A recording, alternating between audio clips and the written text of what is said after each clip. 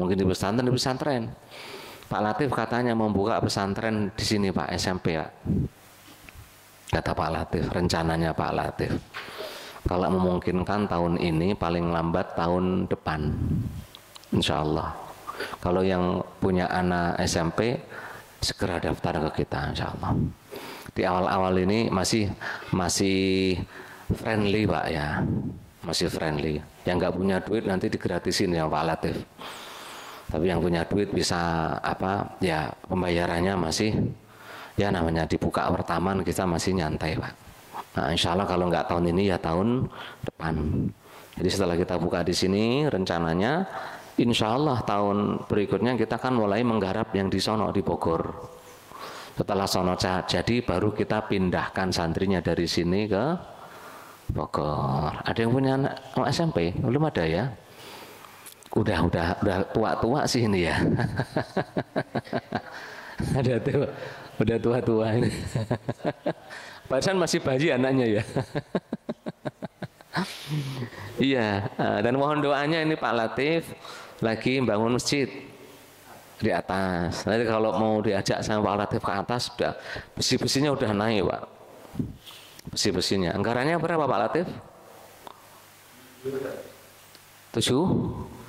Sekitar 700 anggarannya. Alhamdulillah.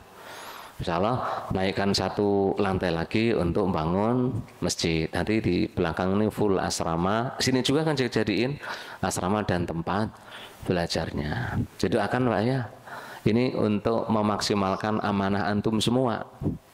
Berkedungnya nggak nganggur, dengan harapan antum-antum ini dapat pahala semakin banyak mengalirnya. Amin ya rabbal alamin. Jadi sebisa mungkin kita pilih tempat belajar untuk anak. Kenapa? Kita dengan anak di rumah itu sebentar loh Pak. Terutama bapak-bapak kita. Sayalah. Seringnya berangkat pagi Pak, sebelum jam 7. Terus sering pulangnya menjelang asar. Malah seringnya setelah asar menjelang maghrib baru pulang. Lah anak kita lamanya di mana? Anak-anak saya kan di SDIT itu berangkat sebelum jam 7, pulangnya jam 3, setengah 3. Jadi hampir 1 hari mereka habiskan di sekolahan. Maka perlu kita pilihkan guru-guru yang mengajarkan kebaikan.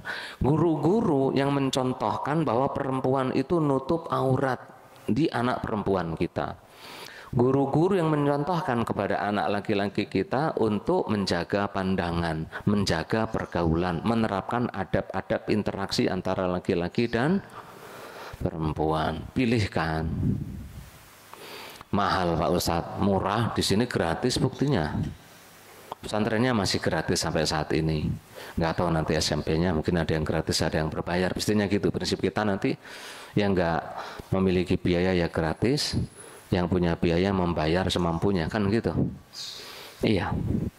Jadi nggak ada alasan, nggak pesantren itu nggak ada alasan.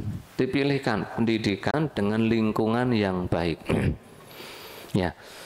Anak-anak kalau sudah sekolah terkadang lebih percaya pada guru dibanding bapak emaknya. Iya apa enggak? Iya. Meskipun bapak emaknya itu lebih pinter dari guru, terkadang lebih percaya sama gurunya. Makanya perlu dipilihkan pesantrennya apa-apa. Kalaupun mahal, mahalnya berapa sih Pak? Kalau sampai berpenghasilan lo ya. Banyak orang tua kuat beli rokok sehari 20.000 Pak. Nggak kuat menyantrenin anak. 20.000 kali 10 hari 200 kali 30 hari 600. Ada nggak pesantren 600.000 sebulan? Ada, banyak. Betul Bu Adawi ya? Banyak. 600.000 sebulan itu banyak. Udah dapat makan. Lah ya kan? Udah dapat makan plus sudah dapat SPP, sudah semuanya. Jadi dipilihkan. Karena ketika mereka bergaul, berteman dengan orang-orang baik, anak kita akan jadi baik. Interaksi dengan para ustadz, ustadzah yang baik akan menjadi baik. Pesantrenin ya, pesantrenin. Bisa mungkin anak kita pernah ke pesantren. entah SMP sampai SMA saja, nah gitu. Atau bahkan kuliah masih di pesantren tuh kayak Ridho, ini kayak Sandi, Mufid ini kan. Kuliah pun masih di pesantren. Ini pesantren kuliah, bukan SMP aliyah, tapi pesantren mahasiswa. Wallahu a'lam bishawab. Nah ini hadis ini juga mengajarkan kepada kita untuk menjaga nama baik, Pak. Iya. Menjaga nama baik dengan jalan yang dibenarkan. Bukan lipstik. Lipstik kan dipoles, nanti di lap juga hilang. Enggak. Menjaga nama baik diri dan keluarga. Dijaga nama baik. Sekali tercoreng itu lama pulihnya, Pak. Disuruh. Karena baginda Nabi menganjurkan berteman dengan orang baik agar kita terkenalnya baik. Bukan berarti kita pengen dikenal jadi orang baik, bukan gitu. Kita disuruh berusaha menjaga kebaikan kita. Enggak pengen terkenal, enggak, tapi disuruh menjaga nama baik. Karena mengapa? Nanti akan berimbas pada hadis selanjutnya. Ya. Apa? Hadis Abu Hurairah radhiyallahu anhu anin Nabi sallallahu alaihi wasallam, tunkahul mar'atu li arba'in, limaliha wa li hasabiha wa li jamaliha wa li diniha. Fadfar bidzatid din taribat yadak. Perempuan dinikahi biasanya karena 4 sebab. Yang pertama limaliha, karena kaya. Yang kedua li hasabiha, karena keturunannya. Yang ketiga li jamaliha, karena kecantikannya. Yang keempat li diniha, karena agamanya. Fadfar bidzatid din. Maka kalau pengen beruntung selama pernikahan sampai meninggal nanti kok senang bahagia, carilah yang agamanya bagus. Taribat yadak, tanganmu akan miskin. Taribat yadak itu sebenarnya maksudnya tanganmu nggak punya apa-apa. Maksudnya nggak akan disibukkan dengan perkara-perkara yang remeh-temeh yang nggak perlu. Gitu. Atau makna kedua, kalau nggak mau ngikut petunjukku kamu akan miskin. Kata Nabi gitu. Mana pertama, ya nikahlah dengan perempuan yang agamanya bagus, nanti akan bahagia, nggak akan ngurusi yang aneh-aneh. Udah pinter dia, udah mudeng. Kita akan disibukkan dengan perkara-perkara yang bermanfaat saja. Iya, nah hadis ini menjadi penguatan bahwa kita disuruh menjaga kebaikan kita dan keluarga. Karena mengapa? Kebaikan kita itu terkadang menjadi jalan lancar perjodohan anak-anak kita loh, Pak. Benar, Pak. Salah satu sebab perempuan dinikahi atau bahkan laki-laki sama. Mau laki-laki atau perempuan. Perempuan ketika orang mau ngelamar, yang ngelamar itu akan lihat anak siapa, keturunan orang baik-baik atau enggak. Betul atau tidak? Iya. Kalau keturunannya orang nggak baik-baik, bapaknya pemabuk, suka main perempuan dan sebagainya, di residivis dan sebagainya. Kira-kira yang mau ngelamar itu mikir-mikir 2 kali nggak, Pak? 1000 kali, Pak. Karena kata baginda Nabi Shallallahu Alaihi Wasallam, takhayyaru linutafikum fa innal irqa dassas. Pilih-pilihlah calon istrimu. Karena sifat dasar, watak dasar setiap orang akan diturunkan ke anak-anaknya. Lah orangnya nggak baik, sifat tidak baik itu akan nurun ke anak-anaknya gitu maksudnya. Jadi disuruh milih-milih kata baginda Nabi Sallallahu Alaihi Wasallam. Mudeng ya. Nah, selanjutnya hadis ini mengajarkan kepada kita laki-laki atau perempuan untuk merubah atau meluruskan niat pernikahan. Pernikahan itu niat utamanya adalah iqamatu dinillah, menegakkan syariat Allah. Makanya kita diperintahkan mencari yang bagus agamanya. Sebagaimana perempuan dicari karena bagus agamanya, laki-laki kata baginda Nabi, idza ja'akum man tardawna dinahu fazawwijuh atau fazawwijuh wa illa takun fitnatun wa fasadun harid. Jika ada laki-laki yang kalian secara agamanya ridho, agamanya, patokan agamanya dulu, agamanya baik, udah baik, ya penghasilan ada. Kan nggak mungkin lihat orang baik aja nggak lihat penghasilannya juga, kan nggak mungkin. Udah kerja ya sudah, penghasilannya mungkin cukup lah, iya, nikahin. Patokan pekerjaan, penghasilan itu nomor sekian. Yang baik dulu pertama adalah agama, nikahin. Kalau enggak akan jadi fitnah dan kerusakan.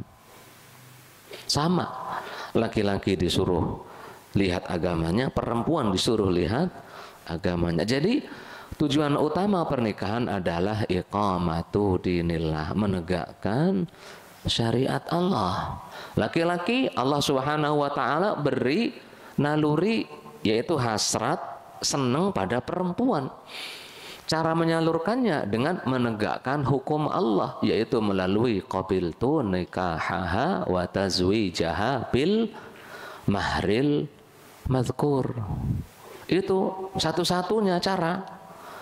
Zaman sekarang tidak ada lagi perbudakan, ada? Enggak ada. Kalau mau adanya barudak. Barudak kayak gimana itu Arudi? Bahasanya budak-budak barudak di Malaysia sama di orang Sunda. Tapi ya itu kan bahasa aja, bukan budak. Nggak ada. Satu-satunya cara menyalurkan naluri fitrah kita adalah dengan pernikahan, menegakkan syariat Allah. Dan yang paling pas untuk menegakkan syariat Allah, yang paling ngerti agama. Makanya cari calon istri, calon suami yang ngerti agama. Suami itu kalau istrinya ngerti agama, tenang. Dia tinggal pergi sehari, 2 hari, harus pergi keluar kota sehari, 2 hari, tenang lah. Iya, dia telepon nomor nggak dikenal, nggak diangkat. Di WA orang nggak dikenal, diblokir, selesai. Iya kan? Iya, kalau ngerti. Tapi kalau nggak ngerti, waduh Pak. Jangan kan tinggal berhari-hari, tinggal sehari juga kadang-kadang masukin orang. Iya mana? Kalau nggak ngerti. Istri kalau laki-lakinya ngerti agama, aman juga, tenang. Dia pergi kerja kemanapun, pergi berhari-hari, dia nggak akan neko-neko, nggak akan jajan perempuan, nggak apa. Paling kalaupun mau perempuan lagi ya pasti dia nikah lagi, nggak akan jajan, nggak akan. Akannya nikah lagi, nikahnya pun dengan cara baik, nggak bawa penyakit, nggak bawa masalah, tenang. Jika dilandaskan dengan agama, kadang ya. Nah kemudian yang selanjutnya hadis ini mengajarkan benar. Bismillah.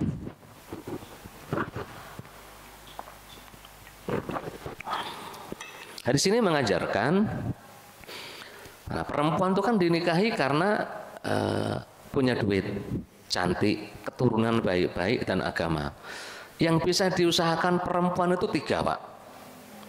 Duit, cantik, agama. Kalau keturunan orang tua yang bisa ngusahain. Iya apa enggak? Iya, orang tua yang bisa ngusahain. Jadi kita jadi baik itu manfaatnya untuk anak-anak. Nah perempuan, kalau ya kita kan rata-rata punya anak perempuan ya. Punya anak perempuan. Ya sebisa mungkin kita mendidik anak perempuan kita untuk punya duit Pak. Kalau bisa jadi perempuan itu jangan hanya mengandalkan laki-laki, suami. Bisa cari duit. Duit itu bisa dicari Pak. Perempuan-perempuan yang pintar cari duit terkadang lebih kaya dibanding laki-laki, betul? Ada nggak perempuan seperti itu? Banyak. Lebih pintar cari duit dibanding laki-laki. Ini ibu ustadzah sini kelompoknya lebih banyak dibanding ustadz. Betul Bu Adawiyah. Ustadzah Adawiyah ngajar 30 kelompok seminggu Pak. Seminggu hampir 30. Para ustadznya sekian belas. Iya. Jadi nggak sedikit perempuan yang mandiri, bisa. Cuma jangan sampai kemandirian tadi membuat perempuan nanti durhaka pada suaminya. Jangan. Kalau nggak punya agama akan durhaka. Maka yang pertama adalah agamanya. Jadi punya anak perempuan kita diajarkan untuk kemandirian, bisa cari duit. Entah itu bentuknya jahit, bisa jahit model baju, model jilbab, dapat duit enggak itu? Dapat. Entah itu komputer, entah itu dagang apa, bisnis apa, asalkan halal, dapat duit, dapat Pak. Yang kedua, anak perempuan kita itu ya diusahakan terus jadi cantik. Gimana maksudnya? Kalau memang sudah waktunya dia untuk menikah gitu. Nah ini saya berani menganjurkan kalau memang sudah waktunya untuk usia menikah. Ajari dandan. Dandan itu ada ilmunya. Betul ya? Kadang itu mohon maaf. Orang itu ketika dandan sendiri ya kita masih kenal. Oh ini fulanah gitu ya. Giliran dipegang oleh make up artis itu apa singkatannya? Mua gitu. Make up artis dipegang oleh make up artis, didandani oleh yang itu profesional. Kita nggak tahu itu siapa Pak. Kok beda ya? Kok beda? Nah maksudnya ya kalau memang sudah usia nikah, ya anak-anak diajari dandan ya diajari Pak. Sebelum usia nikah jangan Pak. Iya, dandan pun nanti kalau udah usia nikah itu jangan sampai tabarruj nanti ya, tapi ngerti cara dan ngerawat tubuh lah, maksudnya minimal ngerawat tubuh. Ya ngerti. Karena kalau itu pilihan. Iya. Perempuan itu tidak bisa memilih dari lahir bentuk hidung, bentuk mata, tinggi pendek nggak bisa milih, tapi untuk memperindah diri, mempercantik diri itu pilihan Pak. Iya. Kalau nggak mau mikir-mikir sono setiap hari makan 10 kali, bunder nggak kira-kira itu? Setiap hari makan 10 kali Pak, bunder Pak. Apa bunder itu? Bulet. Ya kalau makannya nggak diatur dia ya apa enggak? Iya. Nah perkara apa? Putih nggak putih kan tinggal di skincare, betul ya? Jerawat bisa dihilangkan, gigi yang agak maju bisa apa itu ditarik pakai apa itu behel, lah iya kan? Bisa tarik pakai behel, iya. Yang kurang kinclong, dikincelongin bisa. Berat nggak proporsional, lari tiap pagi Pak. Gerak lari senang. Jadi proporsional lagi jadi lagi, bisa itu diusahakan. Betul kan? Bisa diusahakan itu. Terus agama ya belajar. Makanya anak-anak kita yang perempuan itu diusahakan belajar agama. Kapan? SMP-nya, MTS-nya.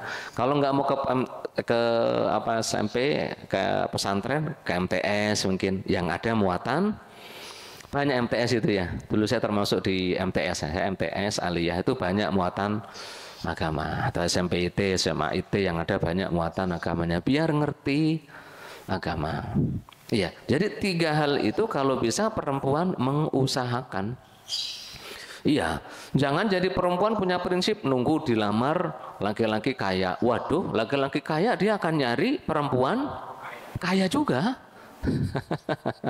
Lah iya, nunggu dilamar laki-laki ganteng. Laki-laki ganteng carinya perempuan yang, lah iya. Lah sampai yang jangan lupa untuk ngurus diri. Perempuan juga disuruh ngurus diri. Apa ngurus diri itu ya? Ya merawat, ya perawatan gitu. Makannya dijaga, tidurnya juga dijaga, pergaulannya dijaga. Karena 3 itu bisa diusahakan. Kalau keturunan nggak bisa, sampean kita orang tuanya yang harus mengusahakan.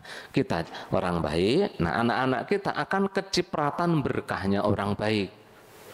Coba ada yang datang ke Pak Rudi, ada seorang laki-laki ngomong ke orang tuanya, saya mau ngelamar anak siapa?